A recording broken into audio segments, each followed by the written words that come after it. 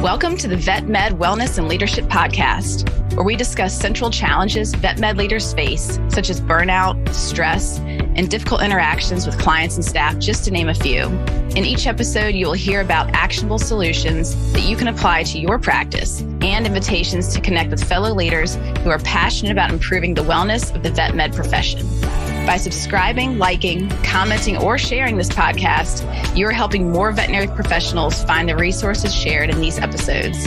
Thank you in advance for listening and supporting this show. I hope you enjoy it.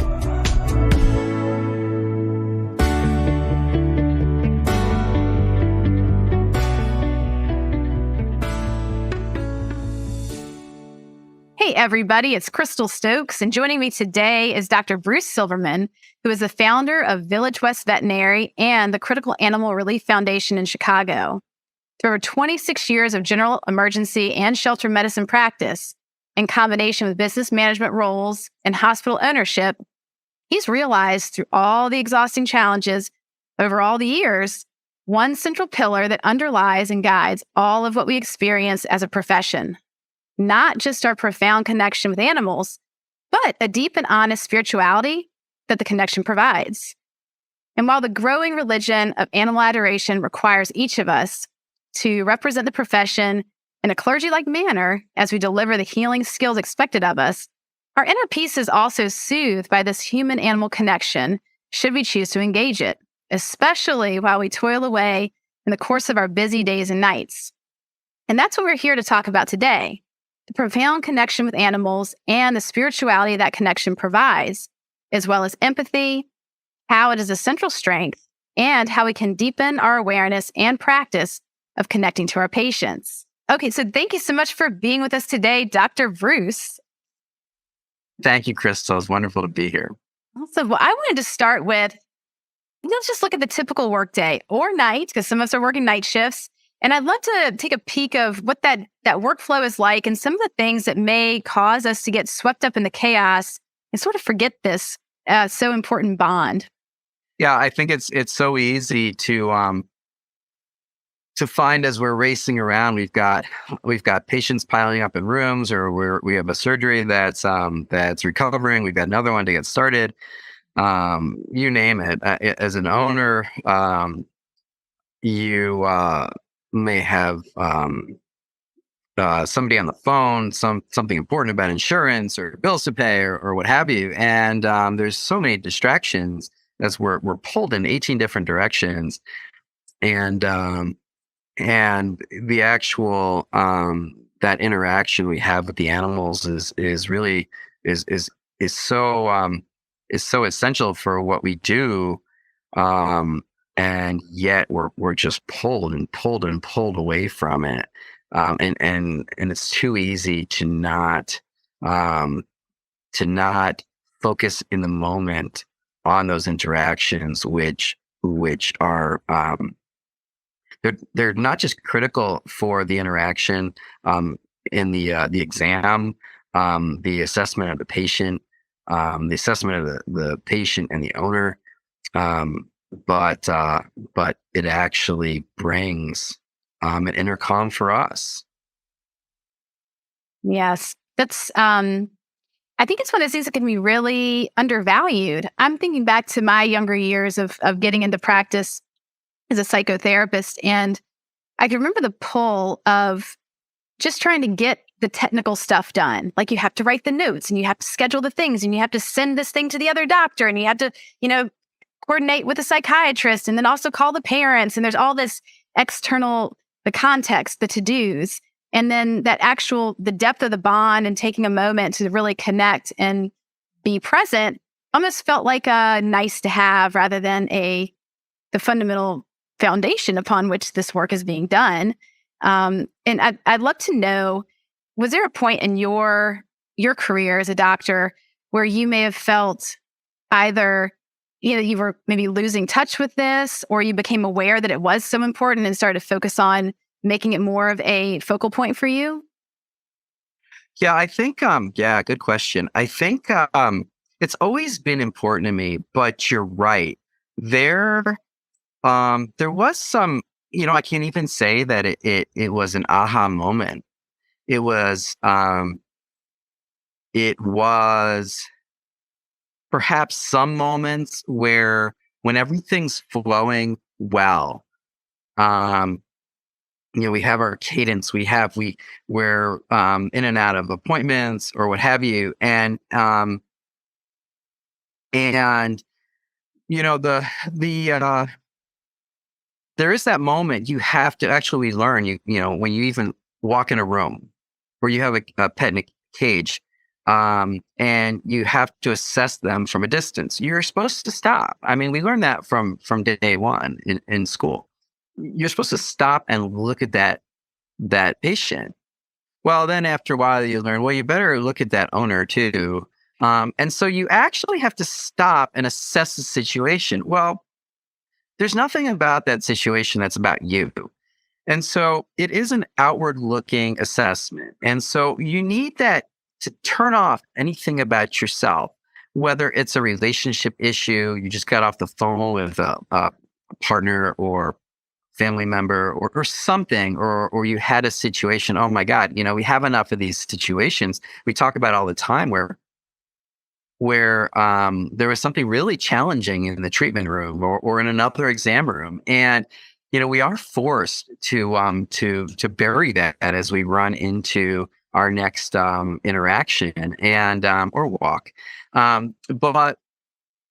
But you have to, when you assess that situation, that next one, you really have to turn that off, and you have to just take your heightened adrenaline down a notch so that you turn it towards your next patient, and the owner if they're there, and so that in of itself is taking that adrenaline down a notch.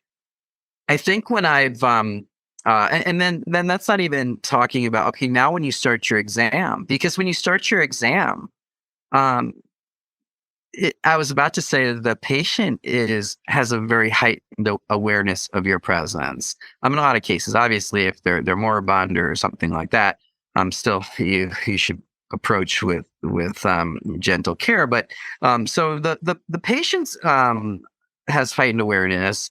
The owner does too, and so everyone has heightened awareness of your behavior. Well, so hopefully you've already taken it down a notch, and then as um, you examine that patient, as you approach and as you examine them, your touch is has to be it has to be gentle. It has to be you have to approach in the right way. And we after enough time we do learn these things in with our animal behavior understanding. But once it becomes one with your psyche, your approach is part of our role everything focuses on that moment as you start your approach, and then you start your touch, and you start your exam and proceed through your exam. And that is that intensity that you're trying to discover any problems, as well as ideally you're not upsetting, if in fact maybe you're comforting that patient, and you should be giving reassurance to the owner at the same time. And at the same time also, I want to bring in um, the assistant, the nurse or assistant who's helping you, because their role is absolutely critical in those moments. And if anything is off, you really feel it once you're in that zone. And so it did all come together for me somewhere in the last, I don't know, the last several years. I mean, after 26 years of practice, it's interesting that I had that aha moment. I think it was from actually exams where things went wrong, where I didn't feel that things were going well, even with some of those basic approaches. And it could have been certainly the pet owner. Certainly, not every pet wants us to touch them. We all know that. Some of them want to eat us, and not their fault. We get it. Um, and sometimes it's a new assistant, or an assistant that doesn't quite understand the situation or doesn't quite understand as a practitioner what I want, whether I want their help at a certain moment or I don't want their help at all. And so when something's off, it's so blatantly for me off that I can't feel that connection with what my role is at that time. And so I think that's made me that much more aware of how important the that experience is when it is there. And as long as it's there, 99% of the time, then that's the success. But it also, of course, as we were talking about it for me that where I'm tuning out everything else, and as long as those outside influences, like an assistant's hands or how a pet is responding to what I'm doing, as long as those are all coming together in the best way, in the right way, then that moment is a Zen moment. It's really extremely rewarding. And not everything's going to go well. I mean, as far as the moment you feel a cat's abdomen and you feel a tomato-sized mass in there, but that's part of our role and how we deliver that information and how we handle them from that moment on and what have you. But yeah, it's that whole experience where when it all comes together, it should be a positive experience overall for everyone. Ask when I speak with veterinary professionals who are more of in that stage of extreme burnout and exhaustion, and they will lament that I don't feel a connection anymore. I feel numb. What do you think's going on there? And do you have any ideas of how to reestablish this connection? This is a point that I'm so curious about and very passionate about helping people reconnect with that, because I always like to say it's not gone. It's just being a little elusive right now. But to a person experiencing it, I think they truly feel they've lost it. That something in them has died. And that creates a lot of fear of, I probably can't do this work anymore. I need to switch industries. Could you speak to that? Like what your experience has been or your thoughts? Yeah, I think we are definitely influenced by everything around us, and the empathy that we have within us is within us, and so I understand that feeling of burnout can possibly um, mislead somebody into thinking that they don't have that empathy anymore. But I don't think that they don't. I think that is part of us. It's just in that environment, how things are presently operating isn't working for them at this point. And it could be that it's been over time, no changes in anything. It could be negative influences. We have so many outside influences in our personal lives, but certainly in our work environments. And um, I think for a lot of those people, not for everyone, some people are just burned out. I hate to say it, for whatever reason. Sometimes it's our chemistry, but in a lot of cases, it's the people around you, it's the associates you're working with, it's the assistants and nursing staff, the front desk, the clients. Is this the right environment for you? Do you need a change in your life? It doesn't mean that veterinary medicine isn't right for you. Maybe you really do need a change. And so, having a great connection with the the animals, the pets, is the core of what should give us strength. Um, but but sometimes we need those changes in where we're delivering it or how we're delivering it, who's helping us to really feel invigorated again. Mhm.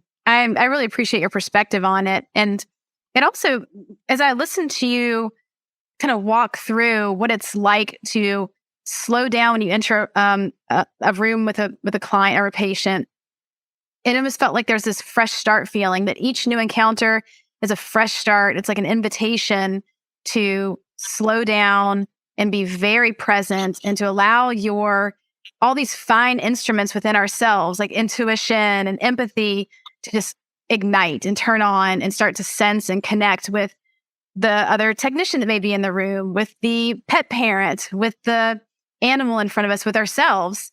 And it reminded me of how people who may be struggling a bit with they feel swept away in the day to day. Like my day, from 7 a.m.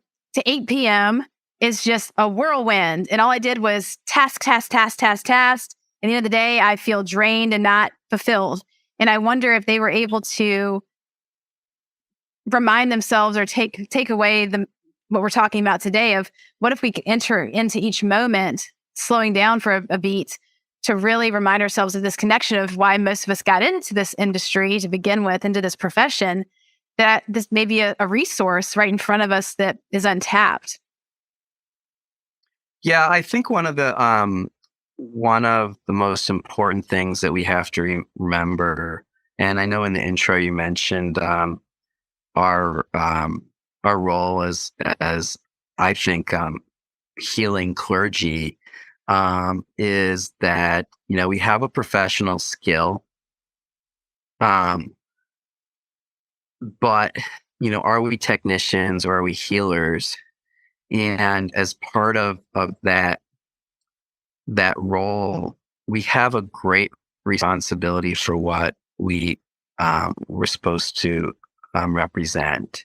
And so it's again, I think I said this, it's not about you. It really isn't in that role. It's about what you deliver. And you deliver medicine, surgery, knowledge, skills, empathy. You deliver that in a responsible manner. And somebody is trusting you to do that for the pet or pets that they care immensely about. And so we cannot enter a room or prepare for a surgery without being prepared, um, without tuning out those other things in our lives that will get in the way of our delivering on the promise of what people are coming to us to give them, to deliver for them. They're paying for it in a lot of cases, unless it's a shelter type environment. But and then it's little orphans who are counting on you.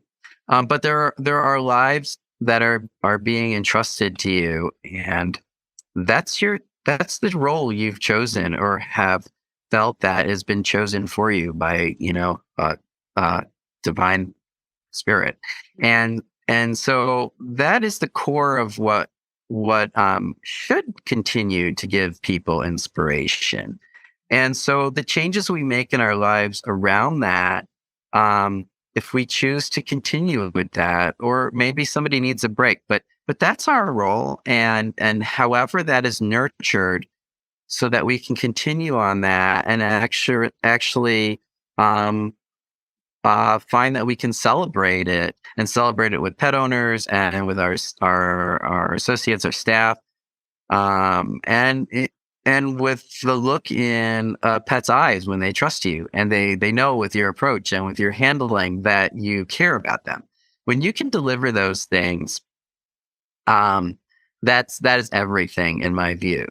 And so, sure, we have so many challenges. We are responsible for our own destinies. So we do have to take action in whatever ways that we need to make changes in our lives. Um, as long as if we're talking about delivering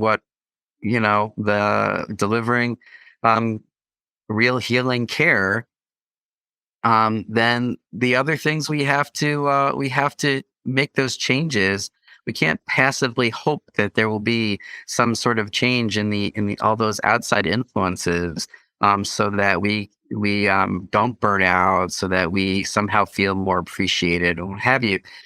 You do have to make those changes, but these are the things, the what I'm describing, with these intense interactions with the animals, that are the core of what should give us our own spiritual energy. I can't help but think of my experiences as a kid. We were lucky to live on a lot of land, so we always had various wildlife that we were rehabbing or having encounters with, in addition to our pets. And as a kid, it felt so natural, to be so present and to have, like, when you describe that moment of like looking into an animal's eyes and of course not all animals are down for that, but for the ones that are, there's just such a sweet moment and a deep understanding. And I think the people that are drawn into veterinary medicine, it's even hard to describe, like to put words to, but we all know the feeling, like in our heart and in our core. And it kind of brings me to a question that we hear going around a lot in the veterinary medicine world, which is around empathy. And where does our relationship with empathy lie? And, there are the discussions around compassion fatigue, and maybe too much empathy is a bad thing, and be careful. And I'd love to hear more of your take on this, because I think that you have a strong stance that can be very helpful to people who may be experiencing a lot of empathy and wondering, is this a bad thing? Yeah, Crystal, I don't think we should ever compromise on our empathy. And the what I was saying about our responsibility, it's part of our responsibility, um, to to share that, to feel it, to honestly feel it within us, and not. I don't know if you can deny yourself, um, that feeling of caring, for your patients. And so it's truly about the things going on around you, the processes, the people around you that should be there to encourage, to support your empathy. And so the idea that, and this is I know in general, in our workplaces, not necessarily even veterinary, around the country, um, it might not be about empathy, but it is about corporate culture or workplace culture. And in my view, workplace culture in the veterinary world, in the animal care world, should be centered on, what so many hospitals declare, that they deliver this compassion. Well, that the core of that is the empathy that the staff delivers to the patients and the owners. And so we have to deliver on that. We have to create those workplace environments that nurture it and support it. There's just no way around it. That is a core of what we do. And it's a strength. So it should certainly be encouraged, if not celebrated. Mm. I so appreciate everything you just said. And I wish I could give people a glimpse of what it's like to work as a psychotherapist, something that I thought was so revolutionary in our training. And also as we go into the workforce, was that we were taught that our ability to have empathy was a super skill. And we're given a lot of pathways to process all the information that we get. Like, we work with suicide, we work with very disturbing traumas. We hear all sorts of gory details, and sit with a lot of very strong energy and difficult dynamics. And we can feel so deeply, day after day. And what they teach as part of our educational process is how to nurture that empathy, pathways to process all of the feelings that we're having. We have groups where we all come together and we work through cases and how we're taking care of ourselves. Like, the self-care and care for each other was like built into the model. And without that, I don't think it'd be possible to work as a therapist for very long because of the intensity. And I think that that's a missing ingredient. It's something we just don't really talk about. for veterinary practitioners. And I would really like to see more of that just built into the model. So instead of saying, hey, we're going to shame you for having so much empathy, just be tough and put some duct tape on that and get over it and get back in the clinic. That's a recipe for disaster. And it really kills off that beautiful part of us that led us to come into veterinary medicine in the first place, which was the ability to connect and to feel that bond.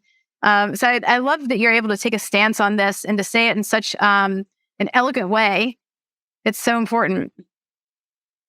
Yeah, I think one thing that I've noticed, uh, especially in your describing what they've done for psychotherapists, is there's a recognition um, of the heightened empathy. There's no question about that within the veterinary profession. There is a definitely heightened recognition of this level of empathy that we have, and there is definitely a recognition of the burnout, um, the suicide rate, and such things. And I think there are definitely hospitals or hospital groups that have put into place outlets um, for helping when people might be sliding in a direction that is um, not positive. Um, and the problem with that is that I can put all kinds of programs into place and list some websites you could go to, but that is a really, really, really impersonal approach. And so, sure, there's resources out there. They're plug-in resources, but unless you actively engage your staff in the exercises like you're talking about that are done for therapists, it's really not in our busy day to day lives. It's not really something most of us are even going to engage. And so unless somebody is in a role to say, hey, let's sit down, let's actually not plug into this, or there is something in this program that we've subscribed to. Let's actually do it. Let's talk about it. So unless there is somebody there who actually, or some really, really, really active process, and I hate to use that word because it's so institutional. Um, we're such we have such a very, very, very personalized workplace, and our interpersonal interactions, our outpouring of caring is it's pervasive in our day-to-day work. Not everywhere. I've been in a lot of hospitals, and some places are not like that at all. Some places are quite stark. That's so there's problems with that too. But compared to how much outpouring we're capable of, or at least that needs to be recognized, some of these outlets for that stress or burnout, they really pale in comparison to what they really should be. Mhm. I wholeheartedly agree. I have many fantasies of what I would like to help bring to just being baked into the structure of every practice from a wellness perspective. And to me, it just has to be a part of the normal functionings. It's not an opt in or opt out. It's not something you do in your spare time. It's a part of the day. Just like what you're describing, having these Zen like moments, also, it's just a part of how you practice. It's a part of the day to day. I think it's so critical for longevity and also to really be on the top of our game. Like we're here for a very important reason. Like you mentioned earlier, the word healer, it goes beyond being a practitioner or a technician. And in order to be a healer, there's a deeper knowing and a deeper presence that is required. And that takes intentionality. It doesn't just happen magically. Can I ask you another question? I'm imagining, let's say that I am a doctor, a veterinarian, and I find that I'm really in this state of, I just get really rushed. I feel the pressure of we're running behind. We have so many people waiting. They're getting frustrated.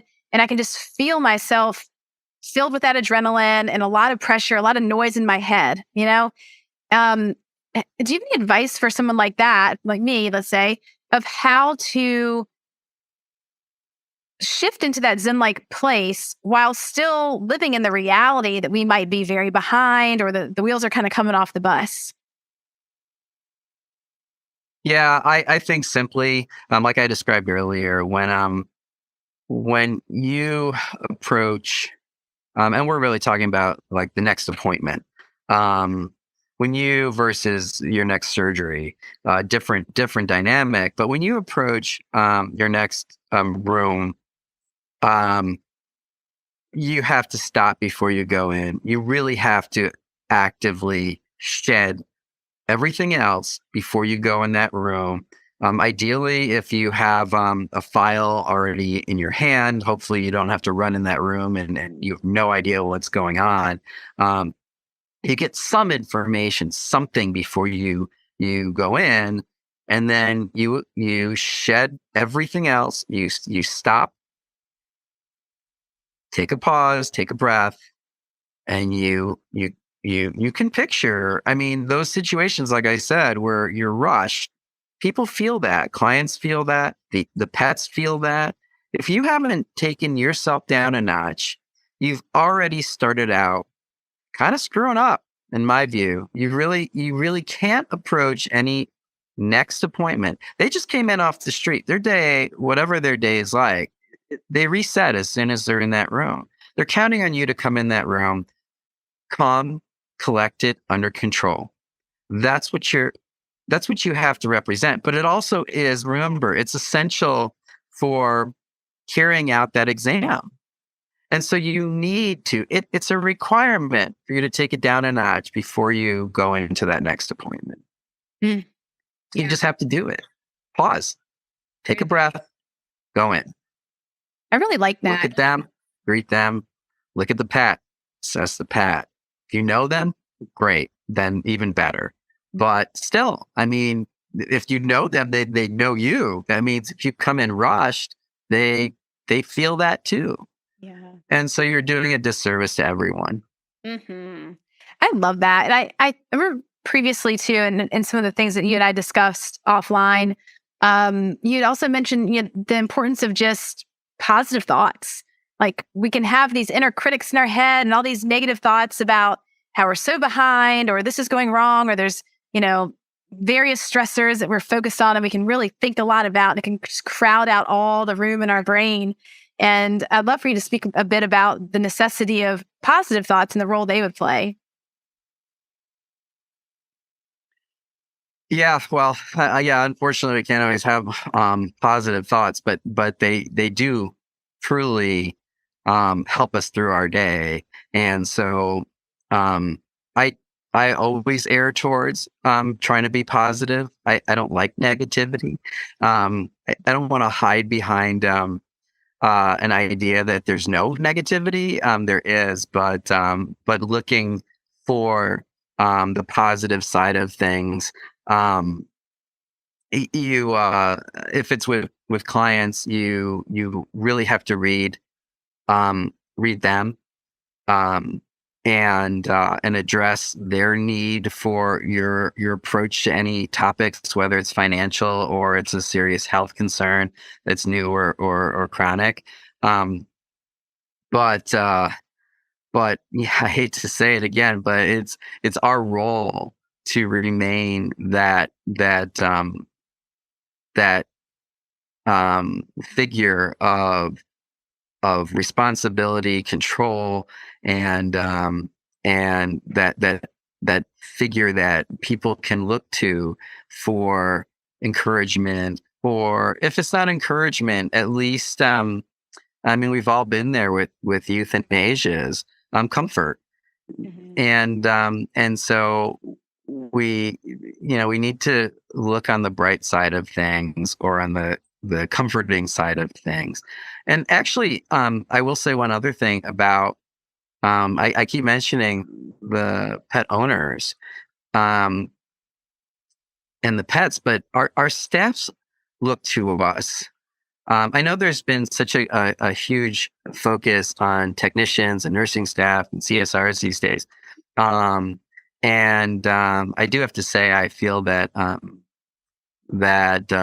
veterinarians might be getting neglected a little bit more in light of all that.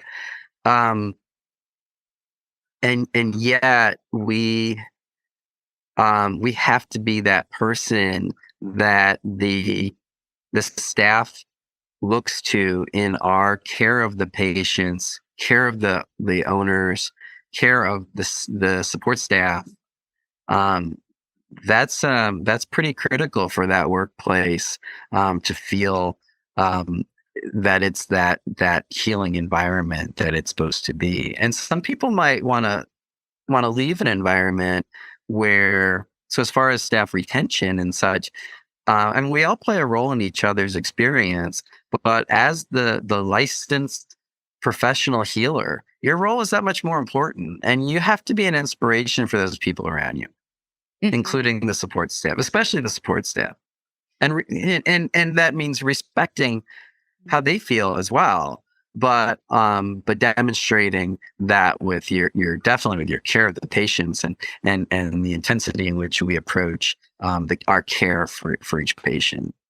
Yeah, role model. It's really important. Yep. The leadership within a hospital can really set the tone for the entire team. And people look to the doctors as leaders. Absolutely. As we bring this down the home stretch, I'd really like to know what your hopes are for the future of the vet med profession. Yeah, I've been on a lot of message boards and certainly I've watched some of your other podcasts and connected with some of these key figures in our profession. I think that there's been a lot of concerns about the consolidation of practices and um, certainly with staffing challenges. Um, I I know that there is some real cheerleaders of the idea that the independent hospitals will rise again. um, and there's gonna be room for both, and there's definitely the hospital groups have their strengths. Um, but the independent hospitals have their own strengths, and when done well, I think we'll see. I mean, we have to we we have such a growing uh, number of pets in our households in this country. And so, if we're just talking about the United States, I mean, in the developed world as well, and so there will be an ongoing evolution in having to increase our ability to take care of all these pets. Mhm. And the vet schools are slowly ramping up. More schools and more vets and the responsibilities given to our support staff, so that they can take a greater role. So that's all. It's all evolutionary steps with a little bit of punctuated changes that really move us forward. But I think there's room for everyone, and I think there's a lot of the changes with technology will help a lot of our independent hospitals to continue to play a strong role, if not a stronger role, as we move forward. I like your vision. Yeah. And for those listening today, if they'd like to learn more about you, I know that you've written quite a bit. I think, if they'd like to be able to read more of the articles that you've put out or just in general connect with you and follow, where are the best places for them to find you? I've been more active. I love LinkedIn. I've certainly been uh, active with writing, where you simply have to Google me. But I've got some more projects moving forward where we'll see where I show up. Great. So I will definitely put your LinkedIn profile. I'll post that for everybody so they can find you there. Wonderful. Okay. Thank you.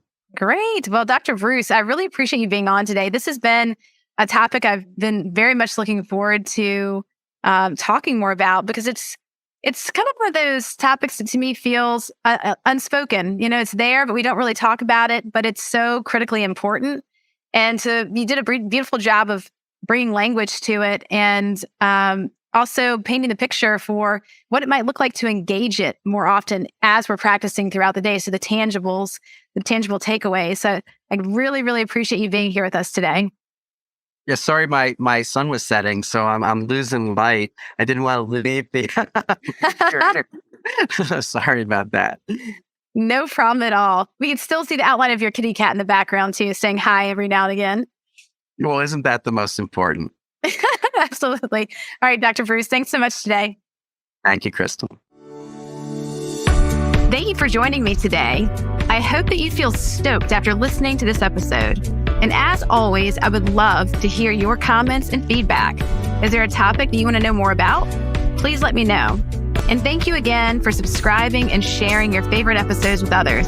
It really means a lot.